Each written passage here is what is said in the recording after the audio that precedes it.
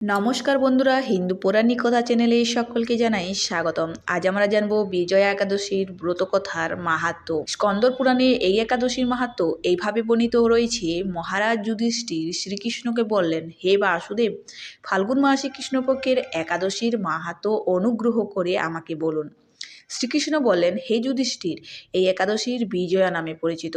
এই একাদশীর সম্পর্কে একসময় দেবর্ষি নারদ স্বয়ম্ভু ব্রহ্মাকে জিজ্ঞাসা করেছিলেন। তিনি এই প্রসঙ্গে যা বলেছিলেন তা আমি এখন তোমাকে বলছি। এই পবিত্র পাপ বিনাশকারী ব্রত মানুষকে জয়দান করে বলে বিজয়া নামে প্রসিদ্ধ। পুরাণকালে শ্রীরামচন্দ্র 14 বছরের জন্য বনে গিয়েছিলেন। সীতা ও লক্ষ্মণের সঙ্গে তিনি পঞ্চবটী বনে বাস করতেন। সেই সময় লঙ্কাপতি রাবণ দেবী সীতাকে হরণ করে। সীতার অনুসন্ধানে রামচন্দ্র চতুর্দিক ভ্রমণ করতে থাকেন।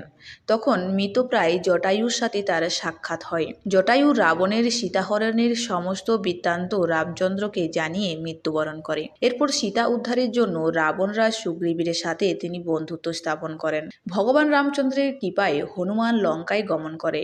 সেখানে অশোক বনে সীতাদেবীকে দর্শন করে শ্রীরাম প্রদত্ত আংটি তাকে অর্পণ করেন। ফিরে এসে শ্রীরামচন্দ্রের কাছে লঙ্কায় সমস্ত ঘটনা কথা ব্যক্ত করেন। হনুমানের কথা শুনে রামচন্দ্র সুগ্রীবের পরামর্শে সমুদ্রের তীরে যান। সেই দুস্তর সমুদ্র দেখে তিনি লক্ষ্মণকে বললেন, হে লক্ষ্মণ, কিভাবে এই অগাধ সমুদ্র পার হওয়া যায় তার কোনো উপায় খুঁজে পাচ্ছি না। উত্তরে লক্ষ্মণ বললেন, হে পুরুষোত্তম, সর্বদাতা আদিদেব, আপনাকে আমি কি উপদেশ দেব? তবে বগদাল্লভ নামে এক মুনি এই দ্বীপেই বাস করেন।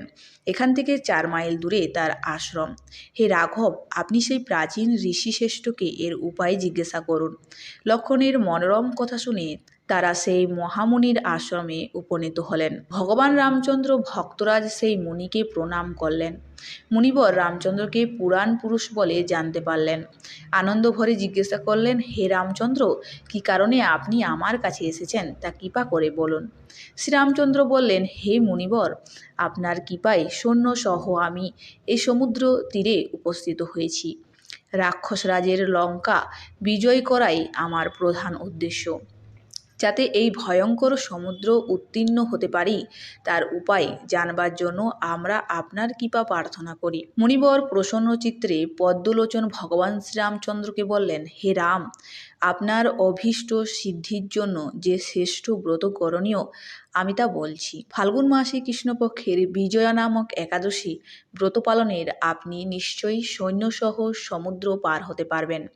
এই ব্রতের বিধি শ্রবণ করুন। বিজয় লাভের জন্য দশমীর দিন সোনা, রূপা, তামা অথবা মাটির কলস সংগ্রহ করে তাতে জল ও আমপাতা দিয়ে সুগন্ধি চন্দনের সাজিয়ে তার উপর সোনার নারায়ণ মূর্তি স্থাপন করবেন। একাদশীর দিন যথাবিধি স্নান করে কলসের গলায় মালা, চন্দন পরি উপযুক্ত স্থানে নারকেল ও গুবাক দিয়ে পুজো করবেন। এরপর গন্ধ, পুষ্প, তুলসী, ধূপ, দীপ, নৈবেদ্য ইত্যাদি দিয়ে পরম ভক্তি সহকারে নারায়ণের পুজো করে হরিকথা কীর্তনের সমস্ত দিন যাপন করবেন। রাত্রি জাগরণ করে অখণ্ড ঘি প্রদীপ প্রজ্বলিত রাখবেন। দ্বাদশীর দিন সূর্যোদয়ের পর সেই কলস বিসর্জনের জন্য কোনো নদী, সরোবর বা জলাশয়ের কাছে গিয়ে বিধি অনুসারে পূজা নিবেদনের পরে তা বিসর্জন দেবেন। তারপর ওই মূর্তি বেদজ্ঞ ব্রাহ্মণকে দান করবেন।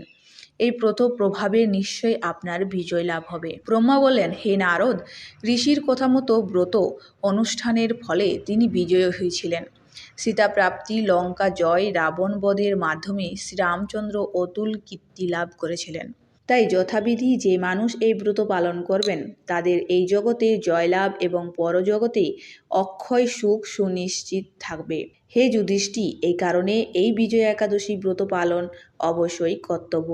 এই ব্রতকথা শ্রবণ কীর্তন মাত্রেই বাজপেয়ী যজ্ঞের ফল লাভ হয়। যে মানুষ একাদশী দিন শস্য দানা গ্রহণ করে সে তার পিতা, মাতা, ভাই এবং গুরু হত্যাকারী, এবং সে যদি বৈকুণ্ঠ লোকেও উন্নত হয় তবু তার অধঃপতন হয়।